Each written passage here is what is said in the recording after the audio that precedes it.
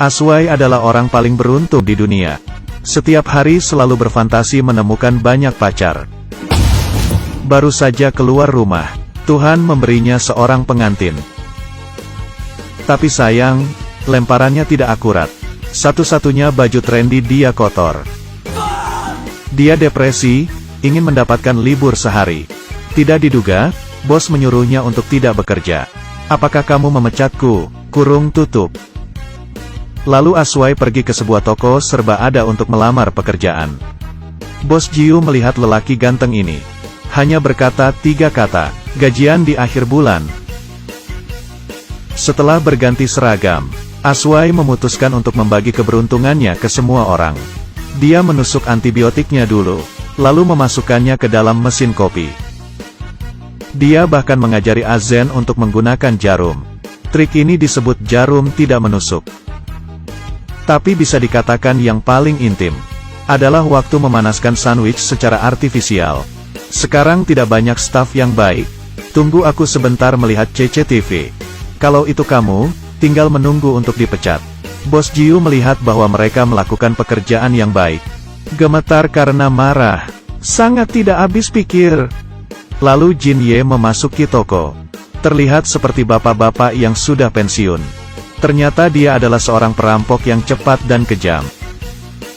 Melihat bos Jiu menjadi bos Maru, semua orang ketakutan. Pada saat ini, tamu yang lebih berbahaya muncul. Aku hanya ingin membeli permen. Kurung tutup. Selamat datang. Baru saja datang sudah mau pergi. Jin Ye mengeluarkan tali sepanjang 40 meter untuk mengikat Xiaomei. Cuma mengikatmu, tidak perlu teriak terlalu keras. Menghadapi perilaku yang begitu kejam, para lelaki itu menundukkan kepala, mereka terangsang. Baru saja selesai menghadapi Xiaomei sebagai tamu. Kali ini seorang pria memakai jas masuk, menggunakan kacamata hitam di malam hari. Sekilas saja langsung tahu kalau dia adalah seorang karakter yang kejam. Balik badanmu. Saya mendengar ada perampokan di sini, tapi dia tidak panik. Dengan hanya satu telapak tangan. Ternyata orang ini adalah gangster Sang Biao dari Majiatun. Semua orang mengira telah selamat.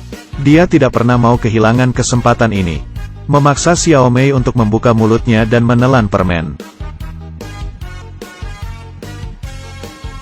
Tiba-tiba ada ledakan. Sang Biao terpental. Untuk waktu yang lama, pria yang datang untuk meminjam toilet sebelumnya. Sebenarnya seorang polisi. Saya adalah seorang polisi. Stasiun utama saya memiliki kasus yang besar. Satu untuk perampokan dan satu lagi untuk itu. Tolong kirim bala bantuan. Bala bantuan datang dan menangkap para perampok dengan cepat. Tetapi petugas polisi menemukan ada sesuatu yang tidak beres. Seorang pria terbunuh 2 hari lalu. Nomor di senjata itu juga 13.691. Melihat identitasnya terkuat, Qiang menarik senjatanya dan menembak. Untungnya, Aswai memiliki refleks yang cepat, dan menolong petugas polisi itu. Pada saat kedua kubu menemui jalan buntu, seorang anak kecil membuka pintu toko. Membunuh adalah membunuh, tetapi tidak cukup menakut-nakuti bunga-bunga di tanah air. Semua orang setuju. Istirahat, selama 5 menit. Baiklah. Azen membantu anak itu membeli boneka itu. Para pria mengobrol dan bermain kartu.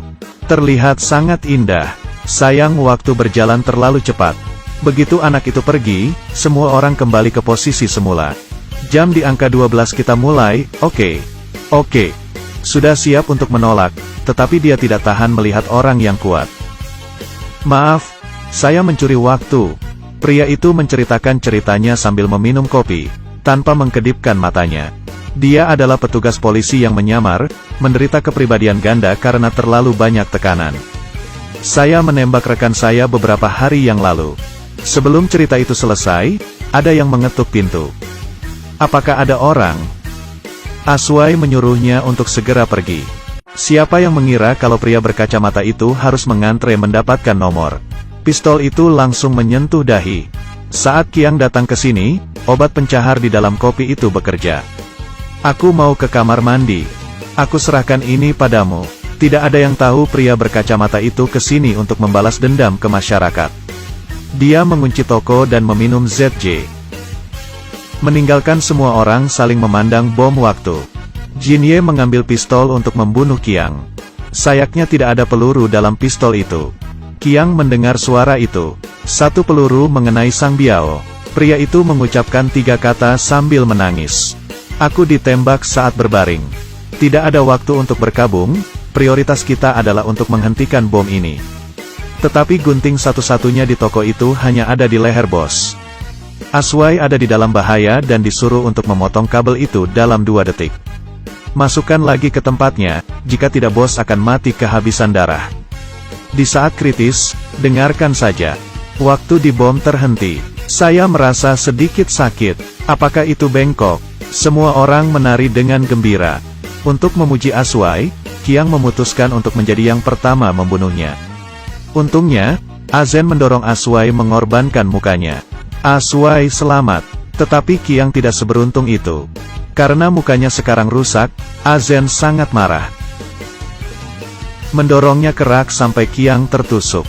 Ketika semua orang merasa masalahnya telah berakhir, seorang wanita berlumuran darah tiba-tiba meloncat dari freezer. Bos membunuhnya dengan 1 tembakan. Maaf, istriku membuat takut semua orang. Ternyata wanita itu diam-diam mempelajari kata kuda. Setelah bos tahu, 88 pisau.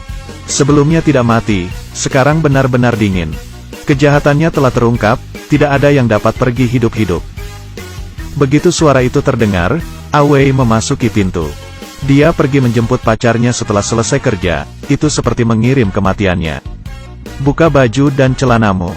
Membuktikan bahwa cinta itu tidak dapat dipercaya. Bos langsung menari Duan Hot Dance.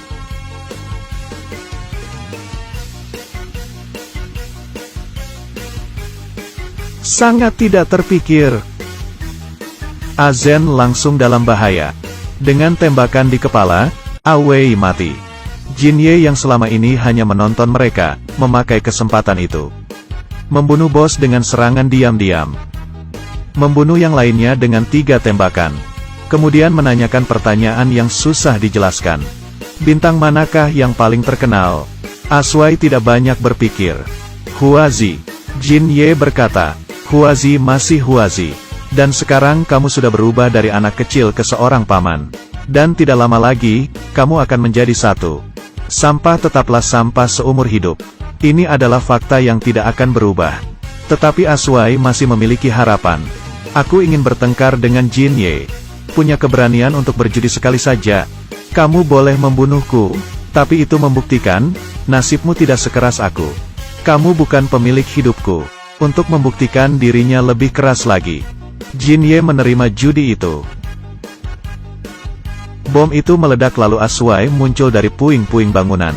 Tetapi saat dia melihat sekitarnya, dia sadar bahwa ini tidak sesimpel yang dia kira. Hidup kembali, tidak, orang-orang ini adalah Apiao. Toko serba ada yang terampok sebenarnya dibuat oleh mereka. Tujuannya adalah untuk mengembalikan orang mati. Tetapi sekarang Aswai sekarat, mereka tidak menyukainya. Saya tidak bisa menjadi manusia, dan saya dipandang rendah sebagai pengganti. Aswai berpikir dia hanya sebuah lelucon di hidup ini. Jadi dia membuat keputusan yang berani. Maaf, boleh saya melakukannya sendiri? Silahkan. Di akhir cerita Aswai berhasil mengembalikan matahari. Mulai dari awal, film ini tidak masuk akal dan lucu. Titik balik terakhir bisa dikatakan sebagai pukulan ajaib. Judul Laoli artinya adalah perampokan dalam bahasa Kanton. Tentunya ini tidak hanya mengacu pada perampokan di dalam supermarket. Artinya lebih dalam lagi, perampokan kehidupan. Waktu dirampok, warna dirampok, kehidupan yang dirampok. Hal paling menyedihkan adalah, jika Anda tidak bekerja keras di hidup Anda. Bahkan hantu pun menolak menerimanya. Baiklah, saya Sia. Sekian cerita untuk hari ini. Sedikit cinta. Kita akan lanjutkan di episode berikutnya.